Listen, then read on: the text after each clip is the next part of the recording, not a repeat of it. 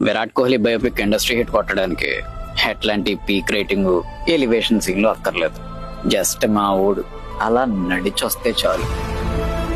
ఆ వాడి బలుపుకి box office రికార్డులు కర్మ.